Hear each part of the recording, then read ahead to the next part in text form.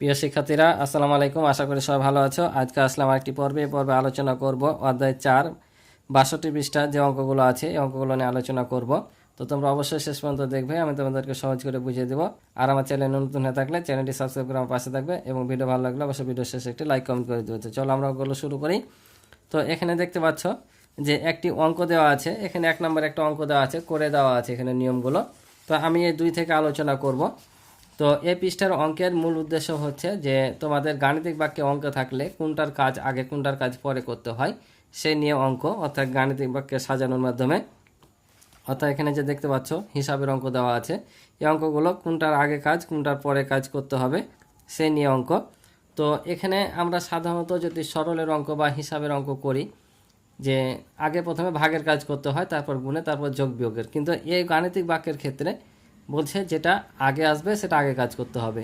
যদি গুণ আগে থাকে গুণের কাজ করতে হবে, ভাগ আগে থাকলে ভাগের কাজ আগে করতে হবে। ঠিক আছে, অর্থাৎ যেটা আগে আসবে সেটার আগে কাজ করতে হবে। বুঝতে পারছো? এই গাণিতিক বাক্যে গুণ যদি আগে আসে গুণের কাজ, ভাগ যদি আগে আসে তো ভাগের কাজ করতে হবে। বুঝতে পারছো? এটাই হচ্ছে এই পৃষ্ঠার অঙ্ক। কিন্তু এমনিতে যখন আমরা সরল করি বা হিসাব করি, যেটা 5-এ পাবা, তখন কিন্তু ভাগের কাজ আগে করতে হয়। বুঝেছো?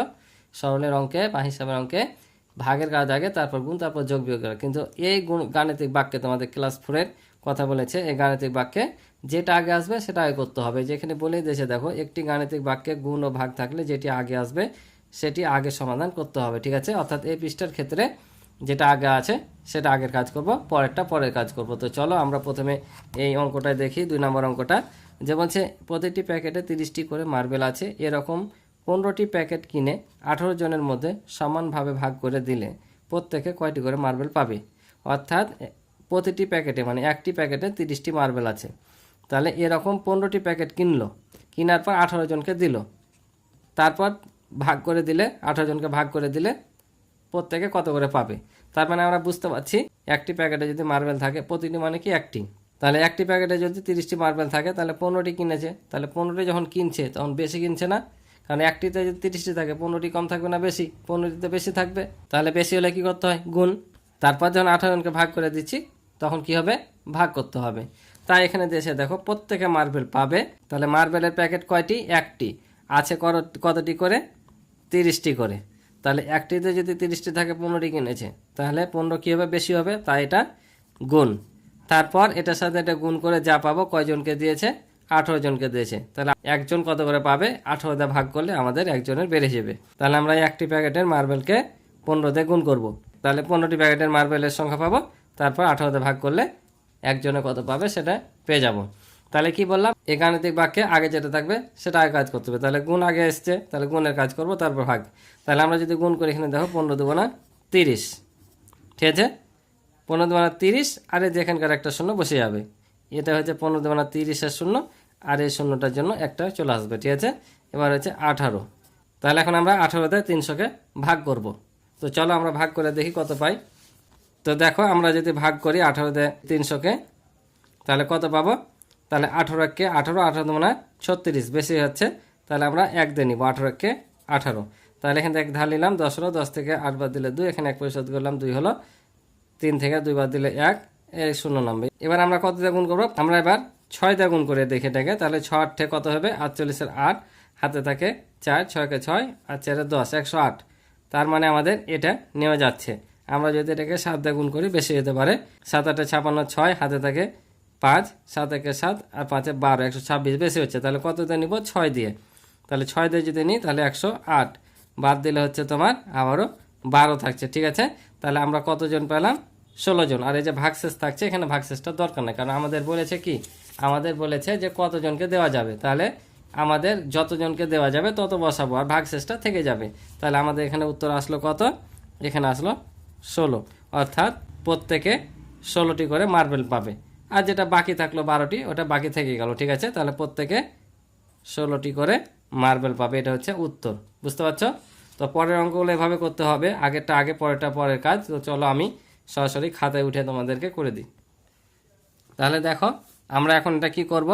আগেরটা আগের কাজ করব। আমাদের এখানে যে খালি ঘরের সংখ্যা বসাতে বলেছে, যে দেখতে পাচ্ছ, আমরা খালি ঘরটা দিব না, আমরা আগে বের করব যে এটা সমান কত পাচ্ছি, তারপর যেটা পাবো সেটা খালি ঘরে বসাই দেবো। ঠিক আছে, তাহলে আমরা কি বললাম যে আগের কাজ আগে, অর্থাৎ আগে যেটা থাকবে সেটা। তাহলে গুণের কাজটা আগে করে নেব। তাহলে গুণ যদি করি 5 দুগুণা 10 শূন্য, হাতে থাকে 1, 5 একে 5 আর হাতে রেখে 6, আবার হচ্ছে 5 দুগুণা 10, অর্থাৎ আমরা পেলাম 1060 ভাগ হচ্ছে 20। এখন এই 1060কে কি করব, 20 দ্বারা ভাগ করব। তো দেখি আমরা ভাগ করে কত পাই। তাহলে আমরা যদি 20 দিয়ে 1060কে ভাগ করি তাহলে কত হবে। তাহলে এখানে 2 ঘর নিলে কমে যাচ্ছে, 3 ঘর নিব। তাহলে 5 বিশে হয় 100, তাহলে 6 নামবে, এ 0 নামবে, আর 3 বিশে হয় 60। তার মানে আমরা কত পেলাম, 53 পেলাম। তাহলে এটাকে ভাগ করলে কত, 53। তাহলে এটাই হবে আমাদের উত্তর। ঠিক আছে, তাহলে আমরা এখন খালি ঘরটা বসে দেব। এই যে অতএব এটা সমান, আমরা খালি ঘরে কি পেলাম, 53 পেলাম, 53 বসে দিলাম। এটা হচ্ছে আমাদের উত্তর। ঠিক আছে, তো এটা কিভাবে করব দেখো। এটা প্রথমে ভাগ আছে, তাহলে আমাদের ভাগের কাজ আগে করতে হবে। তো আমরা এখন 12 দিয়ে এটাকে ভাগ করে দেখব কত আসছে। তাহলে দেখো আমরা 12 দিয়ে যদি এটাকে ভাগ করি তাহলে কত হবে, 12 একে 12, 3 নামবে 9 নামবে, আর 3 বারং হবে 36, বাদ দিলে হয় 3, আবার 6 নামবে, আবারও 3 বারং কত 36। তার মানে আমরা ভাগফল পেলাম কত, 133। তাহলে এখানে বসবে 133 গুণিত 26। এখন 133কে 26 দ্বারা কি করব, গুণ করব। তাহলে 133 গুণিত 26, তাহলে দেখো 318, 8 হাত থেকে 1, 318, আর একে 19, হাত থেকে 1, 6কে 6, একে 7। আবারও দেখো এখানে 10 ঘর দিয়ে গুণ করছি, তো একটা শূন্য পাবো, নিশ্চয় তোমরা গুণ মনে আছে।